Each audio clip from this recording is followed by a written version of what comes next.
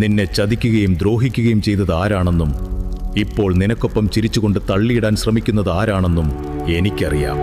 നന്മയോടെ നിന്നിട്ടും നിന്റെ കണ്ണീരിന് കാരണക്കാരായവരെ ഞാൻ കാണാത്തതല്ല.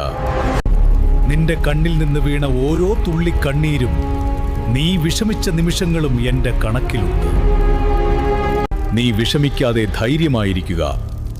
നിന്നോട് അനീതി പ്രവർത്തിച്ചവർക്ക് ഒരിക്കലും രക്ഷപ്പെടാൻ കഴിയില്ല. അവർക്ക് ഞാനൊരു സമയം കൊടുത്തിട്ടുണ്ട്.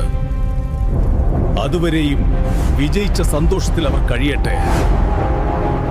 ആ സമയം കഴിയുന്നത് മുതൽ നിനക്ക് വേണ്ടി ഞാനൊരു തുടക്കമിടും.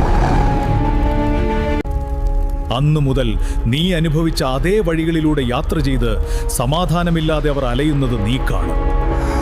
നിന്റെ കണ്ണീരിന് മറുപടി കൊടുക്കുന്ന നാളുകൾക്ക് അധിക ദൂരമില്ല. നീ ഭയപ്പെടേണ്ട.